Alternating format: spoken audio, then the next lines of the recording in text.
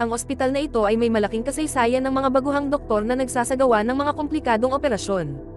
Ngunit hindi lahat ng mga baguhan ay maaaring gawin ang mga ito. Si Professor Cho Young-min ay isa sa mga taong ito. Gayunpaman, hindi siya isang baguhan at isa siya sa pinakamagaling na heart surgeon sa bansa. Ang ospital ay kailangang gawin nang wala ang kanyang mga operasyon dahil si Professor Cho ay naaksidente at nakoma. Kakaiba ang multo ng doktor na lumalabas sa kanyang katawan at nagagawang makipag-bonding sa isang binata. Kapag naging isa silang dalawa, nagagawa nilang magsagawa ng mga operasyon at magligtas ng buhay ng mga tao. Ngunit paano ito posible? Isang babaeng naglilinis na nagtatrabaho sa ospital ang nagtipon ng ilang bata na naospital at nagkwento ng isang multo at isang surgeon. Nang dumating ang isang baguhang doktor para mag-practice sa ospital na ito, sinapian siya ng isang multo at ginabayan siya sa pagsasagawa ng isang komplikadong operasyon. Ikinatuwa ng mga bata ang kwentong ito hanggang sa bumangon ang isa sa kanila at sinisisi ang ginang sa mga hindi pagkakapare-pareho sa kanyang kwento. Ayon sa bata, hindi totoo ang mga multo. Ang mga multo ay hindi tumutulong sa mga tao dahil sila ay masama. Nang umalis na ang mga bata, napansin ng naglilinis na babae na dumarating si Dr. Cho Young-min. Sinabi niya na ang sinumang hindi naniniwala sa mga multo ay wala sa kanilang pag-iisip. Si Young-min ay nasa telepono habang naglalakad siya patungo sa pasukan ng ospital. Ang ilang mga bagong intern ay nagtitipon sa pasukan dahil ang ambulansya ay nagdadala ng isang tao na nangangailangan ng medikal na atensyon. Nakita ni Young-min ang lalaki habang papalapit siya sa pasukan ngunit hindi siya nag-abala na ito ay bigyang pansin. Pinangangalagaan ng mga intern ang pasyente sa abot ng kanilang makakaya, at ipinagpatuloy nila ang kanilang pagsisikap hanggang sa emergency room. Hindi stable ang kalagayan ng lalaki, kaya isang intern na nagngangalang Su Young at hinabol si Dr. Young para humingi ng tulong sa kanya. Ang doktor ay napakahigpit at sinabi sa kanya na ang kanyang mga kamay ay gumagana lamang sa mga pasyente na may hindi bababa sa 1% na posibilidad na mabuhay. Iginiit ni Su Young ang kanyang mga kahilingan, ngunit nagawa na ni Young-min ang kanyang desisyon, at inulit sa kanya na sa madaling salita na ang lalaki ay mamamatay. Nang bumalik si Su Young sa emergency room, napagtanto niya na isa pang doktor ang nagdeklara ng oras ng pagkamatay ng lalaki. Ang isa sa mga interns ay nagsabi na si Professor Cho ay hindi tumatanggap ng pasyente ng cardiac arrest. Pagkatapos ihanda ang kanyang sarili para sa araw na iyon, dumalo si Dr. Young-min sa isang pulong kung saan dapat pag-usapan nila ang mga paparating na lingguhang operasyon. Isa sa mga batang nurse interns, si Jae-won, ang naglalahad ng mga kaso at ang mga doktor ay nagkomento sa kanila. Isa sa pinakamatandang surgeon at isa ring medical supervisor sa ospital, si Chief Ban, ay nagsimulang magsalita tungkol sa isa sa mga kaso na kanyang dadalhin. Itinama siya ni Young-min sa kanyang kaso, sinabi na walang saysay ang pagsasagawa ng operasyong ito dahil ang partikular na pasyente ay hindi mabubuhay. Pagkatapos ng pulong, sinabi ni Chief Ban sa kanyang mga kasamahan na kinasusuklaman niya ang ugali ni Young-min. Kahit na mas matanda sa kanya si Chief Ban, madalas siyang kinokontra ni Young-min at pinagmumukha siyang tanga. Nang matapos ang pagpupulong, sinundan ni Sung Tak si Young-min at ang iba pang mga doktor para magpakilala. Sa hitsura ng binata ay natutulog lamang sa buong oras sa pagpupulong. Kinamayan niya si Professor Cho at ipinahayag na nakarinig siya ng ilang nakakabaliw na kwento tungkol sa kanya. Narinig niya na sinapian siya ng isang espiritu noong siya ay intern at tinulungan siyang magsagawa ng ilang komplikadong operasyon. Naiinis si Young-min sa inaasta ni Sung Tak at kinompronte niya si Jae-won para magtanong tungkol sa binata dahil napansin niyang magkakilala sila. Sinabi ni Jae-won na sabay silang nag-aral ni Sung Tak at siya ang pinakamatalinong estudyante sa klase. Sa katunayan, napakatalino niya kaya madalas ang mga propesor ay hindi alam ang mga sagot sa kanyang mga tanong. Nakipag-usap si Young-min kay Chief Ban para sabihin sa kanya na ayaw niyang makasama si Sung Tak para magsanay. Ngunit sa sandaling iyon, pumasok si Sun-won, ang direktor ng ospital, at sinabi sa kanya na wala siyang ibang pagpipilian kundi ang turuan ang binata. Sinabi ni Young-min sa kanyang kapwa-doktor na si Taehyun, na kailangan nilang subukan ang binata at makita kung gaano karami ang bagay na alam niya. Isinama nila si Sung Tak at tinanong siya tungkol sa kondisyon ng isang pasyente. Ang kaalaman ni Sung Tak ay walang kapantay at binigay niya sa kanila ang lahat ng tamang impormasyon. Ang isang maikling flashback ay nagpapakita sa atin na si Sung Tak ay nagpapabaliw sa kanyang mga propesor sa kanyang kaalaman. Hindi lamang siya nakakaalam ng maraming bagay tulad ng mga ito, ngunit madalas na ang mga propesor ay nagpupumilit na abutin siya. Nang maglaon, tumambay si Sung Tak kasama si Su Young. Magkakilala silang dalawa mula sa medical school. Kapag oras na para isagawa ni Young-min ang kanyang susunod na operasyon, dinadala niya si Sung Tak sa loob ng operating room habang binabantayan siya ng iba pang interns sa kabilang silid. Una, muling sinubukan ni Young-min ang theoretical na kaalaman ni Sung Tak, ngunit walang problema ang binata sa pagsagot sa mga komplikadong tanong. Pagkatapos, habang isinasagawa ni Yang Min ang paggagamot sa pasyente, hiniling kay Sang Tak na ipagpatuloy. Kinuha ni Sang Tak ang mga medikal na gamit sa kanyang mga kamay, ngunit nagsimula siyang manginig. Tinulak ni Yang Min ang binata pabalik at tinapos niya ang procedure. Nang naglalakad si Yang Min sa labas ng operating room, sinabi niya sa mga intern na hindi sapat ang theoretical na kaalaman. Itinuro niya ang kanyang daliri kay Sang Tak at ibinulalas na kinakailangan para sa isang doktor na maging mahusay sa kanyang mga kamay. Kinabukasan, muntik nang masagasaan ni Sang Tak si Professor Cha. Ang binata ay may lihim na pag-uugali at saloobin, ngunit ang dahilan nito ay malalaman sa huli. Kalaunan, nakipagkita si Yang Min sa kanyang dating kasintahan na si Jin, sinabi nito na naghihintay sa kanya ngunit wala na siya sa mood para makipag-usap sa kanya. Pagkatapos, tinawagan ng direktor si Yang Min sa kanyang opisina para makipagkita kay Minho, na anak ng isa sa chairman ng ospital.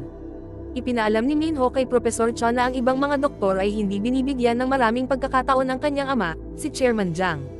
Gayunpaman, gusto niyang subukan ni Yang Min na iligtas ang kanyang ama. Sa kabilang banda, hindi lamang sumasang-ayon si Yang Min sa iba pang mga doktor, ngunit idinagdag din na ang pag-opera sa matanda ay magpapalala sa kanyang kondisyon. Kahit tumanggi si Yang Min na gawin ang operasyon, pinipilit ito ni Minho. Sa katunayan, nag-aalok siya na gawing isang napakayaman na tao si Yang Min kung gagawin lang niya ang operasyong ito. Siya ang pinakamahusay na siruhano sa puso. Pagkatapos ng lahat, sumuko si Yang Min sa pressure at pumayag na gawin ito bago malaman ang sikreto ni Sang Tak. Si Sang Tak ay pamangkin ng isa pang chairman na si Jae-sik, at siya ang magiging tagapagmana niya sa hinaharap kahit na hindi man lang siya magaling mag-alaga ng kahit gasgas ng isang pasyente. Bumisita si Yang Min kay Chairman Jiang, ito ay para makipag-usap sa kanya dahil gusto niyang malaman ang mga posibleng implikasyon ng operasyon. Sa silid ng chairman ay nakita din ni Yang Min si Jin, na mukhang anak niya. Nag-usap silang dalawa pero ayaw ni Yang Min pag-usapan ang may kinalaman sa kanya. Noong nakaraan, inabandona niya ito upang pumunta sa Amerika, kaya ngayon ay wala siyang karapatang subukang maging malapit sa kanya. Isang flashback ang nagpapakita sa atin na silang dalawa ay dating magkasintahan noong interns pa sila sa ospital. Ngunit biglang natagpuan ni Jin ang kanyang biological na ama. Binago nito ang lahat para sa kanya at nagsimulang magkomento ang mga tao na ang kanyang mayamang ama ang mag-aalaga sa kanya. Isang gabi, makikipagkita sana si Yang Min sa kanya, ngunit hindi siya sinipot. Nang bumalik siya sa ospital, ipinaalam sa kanya ng ibang mga doktor na umalis na ito para pumunta sa Amerika. Naging usap-usapan din na malamang ay ibinasura na niya si Yang Min ngayong may pera na siya. Makalipas ang isang araw, isinagawa ni Yang Min ang operasyon kay Chairman Jiang. Nang gabi ring iyon, nasangkot siya sa isang aksidente. Pagbaba niya ng kanyang sasakyan, sinubukan niyang tulungan ang kausap, ngunit ang kamay niya ay dumaan mismo sa katawan ng lalaki. Bumalik si Yang Min sa kanyang sasakyan at nagulat na makita ang sariling katawan na nasugatan. Apparently, isa na siyang multo ngayon. Dinala siya ng ambulansya pabalik sa ospital, kung saan sinubukan siyang tulungan ng ibang mga doktor. Pumasok din si Sang Tak sa operating room, sinusubukang tulungan ang mga doktor sa anumang paraan na magagawa niya.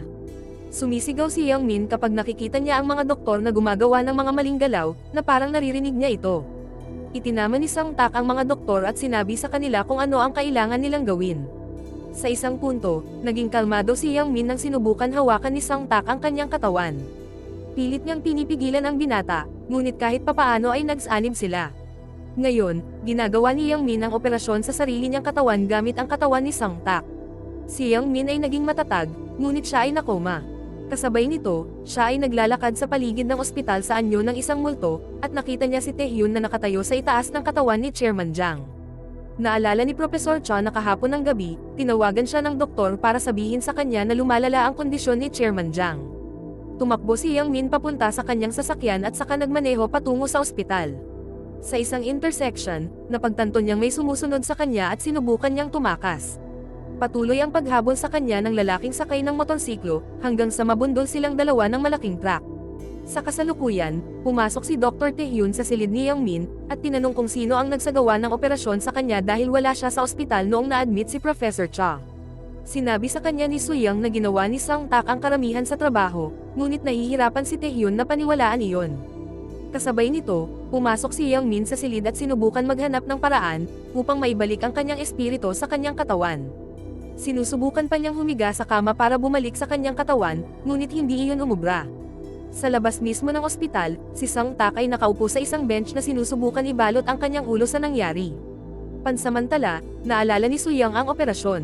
Ang kanyang isip ay natigil sa isang paggalaw na ginawa ni Sang Tak sa kanyang mga kamay. Ginagawa ni Yang Min ang parehong role gamit ang kanyang kamay. Kaya gaano ka-random iyon? Tamang-tama ang timing, nakita ni Suyang si Sang Tak na naglalakad, tinanong niya siya kung ano ang nangyari doon dahil natatakot siyang hawakan ang pasyente. Si Sang Tak ay walang ideya sa kanyang sarili, kaya sinabi na lang niya sa kanya na nagkaroon siya ng maswerteng sandali. Samantala, si Yang Min ay gumugol ng ilang oras sa silid kung saan inilalagay niya ang sarili sa kanyang katawan. Dahil wala naman siyang magawa, kaya napaupo na lang siya sa sahig. Nakikita niya ang mga tubong sumusuporta sa kanya, kaya nananatili siyang may buhay, ngunit ang mga ito ay hindi nakakonekta. Sinusubukan niyang ipaalam sa mga nurse ang tungkol dito, ngunit walang makarinig sa kanya. Samantala ang babaeng naglilinis ay pumasok sa silid at tinuturo siya ng isang daliri na parang nakikita siya nito. Pagkatapos, ikinonekta niya ang mga tubo at sinabihan siya na huwag gumawa ng ganoong kalaking kaguluhan tungkol dito. Nagulat si Yang Min dahil hindi niya maipaliwanag kung paano siya nakikita ng babaeng ito. Sinundan ni Yang Min ang babae habang naglalakad siya sa labas, nang biglang nakita niya ang isang espiritu ng isang lalaki na tumalon sa kanyang katawan. Medyo nahilo ang babae, ngunit hindi nito maalala ang ginawa niya. Puno ng tanong ang batang Min para sa matanda, na nagsasabi sa kanya na nakikita niya ito dahil isa rin siyang multo. Gayunpaman, magkaiba sila ng mga multo. Matapos ipakilala ang kanyang sarili bilang Socrates, ipinaliwanag ng lalaki na siya ay isang normal na multo dahil patay na ang kanyang katawan. Sa katunayan, 20 taon na siyang patay. Sa kabilang banda, si Yang Min ay isang coma ghost na nagdadala sa atin sa ibang punto. Sinabi ng Socrates na ang mga coma ghost ay hindi karaniwang may kakayahang sumapi sa mga tao. Mga normal na multo lang ang makakagawa nito. Nang maglaon, binisita ni Sang Tak si Yang Min para tingnan kung kumusta siya. Nang makita siya ng doktor, iniisip niya kung nandito ang binata dahil masaya siyang makita siya sa ganitong kalagayan. Nagsimulang kausapin ni Sang Tak ang walang malay na katawan ng doktor, sinabing hinahangaan niya ito at gusto niyang gumaling siya sa lalong madaling panahon. Habang nagpapatuloy sila, parang may dialogue sila sa isa't isa. Kinaumagahan, lahat ng mga surgeon ay nagtipon sa itaas ng katawan ni Yang Min, at sinubukan nilang malaman kung bakit siya nakoma kahit na naging maayos ang kanyang operasyon. Naririnig sila ni Yang Min, ngunit hindi niya magawang tumulong. Nakakapagsalita man siya, ngunit hindi siya nila marinig upang masabi niya kung bakit siya nakoma. Isang araw, sinusundan ni Yang Min si Sang Tak sa paligid ng ospital hanggang sa nabangga niya ang isang bagay na parang pader ng enerhiya.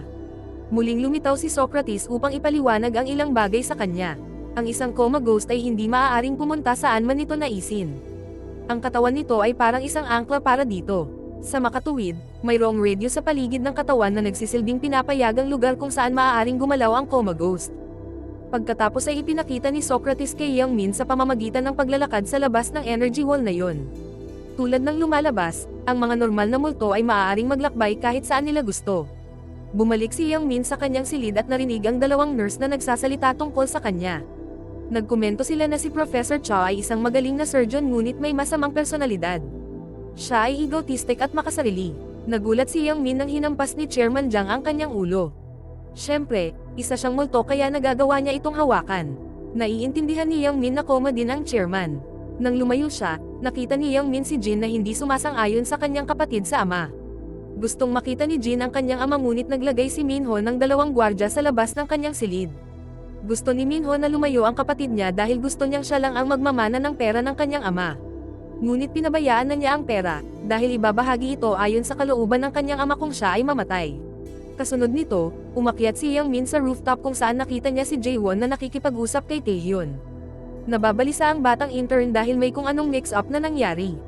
Tinanong siya ni Taehyun noong isang araw nang magbigay siya ng 1,000 miligramo ng isang partikular na gamot kay Yang Min, ngunit hindi matandaan ni Jaewon kung paano niya pinainom. Naniniwala siya na nagkamali siya at nagbigay ng 5,000 miligramo ng gamot. Sinabi ni Taehyun na ito ay masamang balita dahil ang maling doses ng gamot na ito ay maaaring maging sanhi ng pagkakoma ni Yang Min.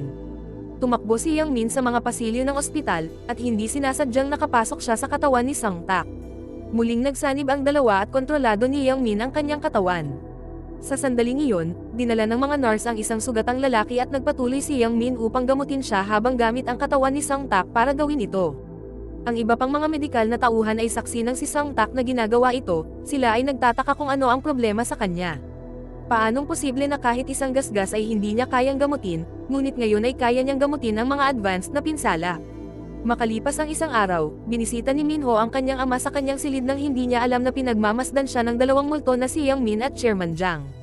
Tinawag ni Minho ang direktor at sinundan sila ni Yang Min sa rooftop. Dito nalaman ni Yang Min na si Sun Won ang umupo sa lalaking nakamotor upang pigilan si Yang Min upang hindi makarating sa ospital para magamot si Chairman Jiang. Nalaman niya rin na si Minho ang responsable sa pagkakasakit ng ama. Nang gabing iyon, nakatanggap si Sang Tak ng isang tawag sa telepono at tumakbo palabas ng kanyang opisina. Sinundan siya ni Yang Min at hinawakan ang balikat nito para sumanib sa kanya. Nakita na ang mga doktor ay nagtipon kay Yang Min upang malaman kung bakit ang kanyang aktibidad sa utak ay nagbabago. Sa kalaunan, pinayuhan niya ang mga doktor na magpatakbo ng ilang mga pagsusuri sa utak sa kanya. Nang maglaon ng gabing iyon, galit na kinompronte si Taeyeon ni Yang Min sa katawan ni Sang Tak kung ano ang ginawa niya. Ngunit sa kabila nito, sinabi ni Taeyeon na wala siyang ginawang mali. Sinuri ni Yang Min ang sarili niyang operational record, ngunit nang tapikin ni Su Yang ang balikat ni Sang Tak, naging dahilan ito para ma-unlink sila. Sinubukan ni Yang Min na ipagpatuloy ang pagbabasa ng mag-isa, ngunit hindi niya magawang mag-scroll pababa. Kinaumagahan, hinihintay ni Yang Min si Sang Tak na pumunta sa ospital. Sa sandaling tumawid ang binata sa likod ng pader ng enerhiya, sinubukan ni Yang Min na sumanib sa kanya ngunit sinabihan siya ni Sang Tak na huminto. Nagulat si Yang Min dahil nakikita siya ni Sang Tak. Nasaksihan ni Socrates ang buong eksenang ito at ngumiti siya. Gusto ni Yang Min na ipaliwanag niya kung paano ito posible ngunit kailangang maghintay ang kanilang pag-uusap. Dumalo si Son Tak sa isang pulong kung saan humihingi ng paliwanag ang ilang ahente tungkol sa kaso ni Yang Min. Ang unang nangyari ay hiniling ni Taehyun kay Jaewon na bigyan ng 1,000 miligramo ng gamot si Professor Cha. Nagkaroon ng emergency si Jaewon at kailangan niyang bumisita sa banyo, kaya tinawagan niya si Sang Tak para gawin ito. Ngunit ang problema ay nakagawa siya ng isang malaking pagkakamali. Hiniling niya kay Sang Tak na magbigay ng 5,000 miligramo ng gamot. Nang oras na para magsalita si Son Tak, nagpasya siyang magtago para sa kanyang kaibigan. Sinabi niya na hiniling sa kanya ni Jaewon na magbigay ng 1,000 miligramo ng gamot, ngunit naniniwala siya na malamang na nagkakamali si Jaewon dahil mataas ang doses para sa mga kabataang lalaki. Kaya ipinagpalagay ni Sang Tak na sinabi ni Taehyun kay Jaewon na magbigay ng 5,000 miligramo, kahit na iyon ay isang mataas na doses, kaya nagpasya si Sang Tak na huwag ibigay ang partikular na gamot na iyon. Nang maglaon, inaasam ni Yang Min na makipag-usap kay Sang Tak, ngunit una, kailangan niyang harapin ang 3 bagong multo, 2 lalaki at 1 babae. Kilala ni Yang Min ang mga multo na ito, at naalala niya na hiniling niya sa kanilang mga doktor na tanggalin ang mga taong ito sa life support room dahil wala silang anumang pagkakataong mabuhay. Ang 2 sa mga multo ay mukhang mas maunawain, ngunit ang isa sa kanila ay galit na galit kay Yang Min at gustong turuan siya ng leksyon. Nang makita ni Yang Min si Sang Tak na paparating, sumanib ito upang makatakas. Hindi rin nagtagal ay nag-unlink silang 2 at sinundan sila ng ibang mga multo. Sinubukan nilang hawakan si Sang Tak, ngunit hindi umobra sa kanila ang pagsasanib. Sinubukan ni Yang Min na makipag-usap sa intern, ngunit wala sa mood si Sang Tak. Pagkatapos, sinuri ni Sang Tak ang security footage at nakita niya ang kanyang sarili na gumagawa ng kakaibang galaw sa mga pasilyo. Kung may makakita sa footage na ito, maituturing siyang baliw. Dahil mayroon siyang sapat na impluwensya sa ospital, hiniling niya sa security guard na tanggalin ang footage na ito. Samantala, nakipag-usap si Yang Min kay Chairman Jiang, na nagsabi sa kanya na interesado lamang ang kanyang anak na kunin ang kanyang pera. Ngunit pagkatapos, narinig ni Yang Min ang ilang kaguluhan at tumakbo sa kanyang katawan. Doon ay narinig niyang sinabi ng mga doktor na inutusan sila ng direktor na alisin ang propesor sa intensive care. Sa opisina ng direktor, tinawagan niya si Taehyun para makipag-usap at ipinaalala sa kanya na dapat niyang itikim ang kanyang bibig tungkol sa kanyang ginawa. Ang isang flashback ay nagpapakita sa atin na ang operasyon ng chairman ay talagang naging maayos, ngunit sinabotahe ito ni Taehyun at sinubukan patayin ang matanda, ayon sa utos ng kanyang anak. Samantala, inilipat ni Sang Tak si Yang Min sa kwarto ng ospital at pinigilan ng mga nurse na ilipat siya. Nakita siya ng direktor at pinatigil siya. Pagkatapos ng lahat, sinabi ng direktor na dapat sundin ang lahat ng kanyang mga utos. Nang lumitaw si Sejin at sinalungat siya, ipinaalala sa kanya na siya ay anak ng chairman. Sa madaling salita, mas makapangyarihan siya kaysa sa kanya at gusto niyang manatili sa ICU si Yang Min, para maalagaan nila ito. Naayos na ang usapin ngunit habang tumatagal, ay naiinip na si Yang Min sa loob ng ospital. Dahil hindi siya makalayo ng mag-isa, sumanib siya kay Sang Tak, at gumugol ng ilang oras sa lungsod. Ipinaalam ito ng 3 multo kay Socrates, at nabalisa ang multo. Tulad ng sinasabi niya, ang isang coma ghost ay nanganganib na mapuksa kung ito ay malayo sa labas ng katawan ng host nito. Nagkatotoo ang kanyang mga sinabi nang makabangga si Song Tak ng isang babae habang siya ay naglalakad sa kalye. Nalaglag si Yang Min sa kanyang katawan habang si Song Tak ay bumagsak din sa lupa. Nagsimulang magdusa si Yang Min at unti-unti na siyang namamatay sa pagkakataong ito. Kasabay nito, ang babae ay naghihirap dahil mayroon siyang isang uri ng allergy. Hiniling ni Song Tak kay Yang Min na iligtas ang babaeng ito at hinawakan ang kamay nito. Nagsanib silang dalawa at ginawa ni Professor Cha ang dapat niyang gawin. Inilipat ang babae sa ospital at nagulat si Suyang nang malaman na may nailigtas muli si Son Tak. Lalong naging kakaiba ang kanyang ugali nang suriin ni Taehyun ang ginang sa loob ng ospital. Tinanong niya si Son Tak tungkol sa kanyang kalagayan. Nabigo ang intern na ipaliwanag ang nangyari kaya tumalon muli si Yang Min sa kanyang katawan at ginawa ito para sa kanya. Si Taehyun ay pribadong nakipag-usap sa direktor at sinabing may napakalaking problema kay Son Tak. Ang problema ay sobra niyang pinahalagahan si Yang Min. Parang nakatira si Yang Min sa loob ni Son Tak.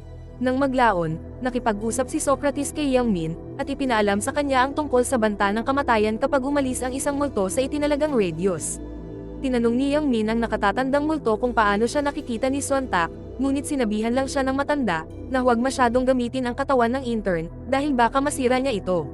Si Professor Cha ay patuloy na sinusundan si Son Tak sa paligid at silang dalawa ay bumubuo ng isang mahusay na koponan kapag maaari nilang iligtas ang ilang mga pasyente. Mahusay si Son Tak sa teorya at tinutulungan siya ni Yang Min na maging mahusay sa kanyang mga kamay. Hindi nagtagal, inilipat ni si Jin si Yang Min sa isang bagong silid at ipinaalam sa direktor na siya ay napakahalaga sa kanya. Kaya dapat nang huminto ang pakikipaglaro sa kanya.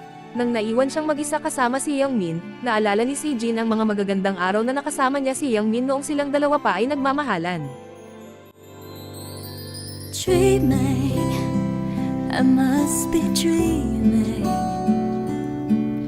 Or am I? Pagkatapos, kailangang harapin ni si Jin si Minho, na gustong pumirma siya sa isang makulimlim na kontrata.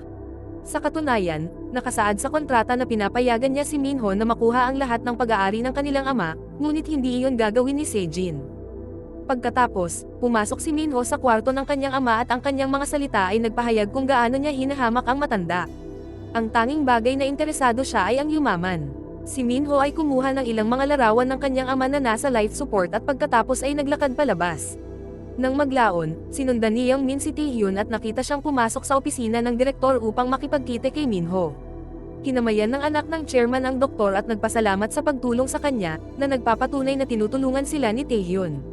Sinabi ni Yang Min sa chairman ang tungkol dito, ngunit napakaraming nakita ng matanda sa kanyang buhay para mabigla.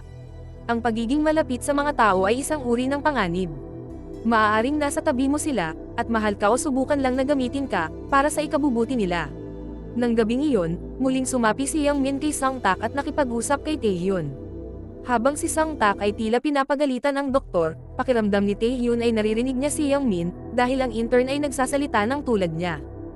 Ni-review ni Taehyun ang ilang video footage sa security room at napagtanto niya na madalas kumilos si Song Tak.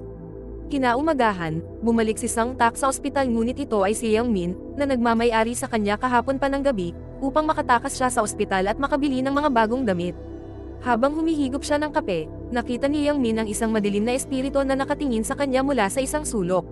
Di nagtagal, mas maraming mga pasyente ang na-admit sa ospital at si Song Tak ay tahimik na nag-iisip kung maaari siyang magtrabaho kasama si Yang Min upang tulungan sila. Sa bahay, si Song Tak ay dumalo sa tanghalian kasama ng kanyang lolo, ng kanyang ina at ng kanyang mga pinsan. Isa sa kanila ay anak ng direktor na si Won. Bumalik sa ospital, sumang-ayon si Song Tak na tumulong sa isang bagong insidente at hiniling kay Yang Min na sumapi sa kanya at gamutin ang pasyente.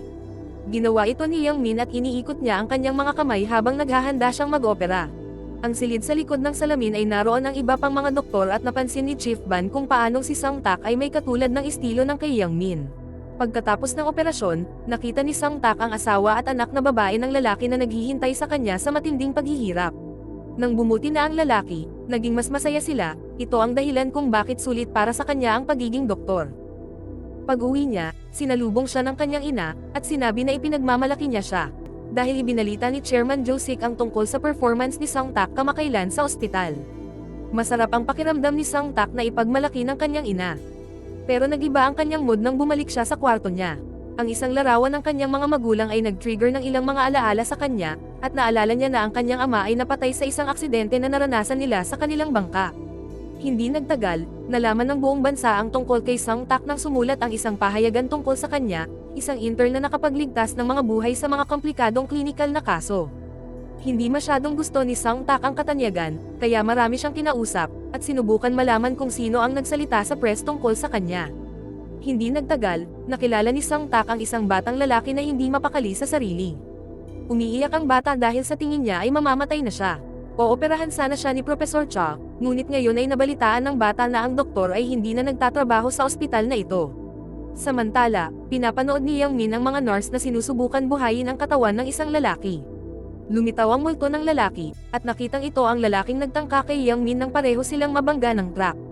Napaluhod ang lalaki at nagmakaawa sa Diyos na manatili ang kanyang buhay. Ipinangako rin niya kay Yang Min na kung mabubuhay siya, sasabihin niya sa lahat ang totoo tungkol sa pagbabayad sa kanya ng direktor para estol si Yang Min ng gabing iyon. Nang maglaon, nag-usap ang intern at ang doktor, sinusubukang malaman kung matutulungan nila ang ilang mga pasyente na may mahihirap na kaso. Binago ni Yang Min ang kanyang saloobin bilang isang doktor, at ngayon ay gustong subukan at iligtas ang lahat, hindi lang ang mga pasyenteng pinaniniwalaan niyang may magandang posibilidad na mabuhay. Pinutol sila ni Taehyun at nakita nito si Sung Tak na nagsasalita ng walang kausap, kaya lalo pang lumaki ang kanyang hinala. Pagbalik nila sa loob, nakita ni Yang Min ang bata at sinabi na malapit na siyang gamutin. Dagdag pa nito, ang batang lalaki ay walang maraming kaibigan, at nahuli siya ni Yang Min na binubuli ng ilang batang lalaki, kaya tinuturing siyang kaibigan ng bata. Sa ibang lugar, ginamit ni Sejin ang kanyang VIP card para palihim na pumasok sa silid ng kanyang ama. Pagkatapos niyang makita, lumabas ito ng silid at nagulat ang mga security guard nang makita siya.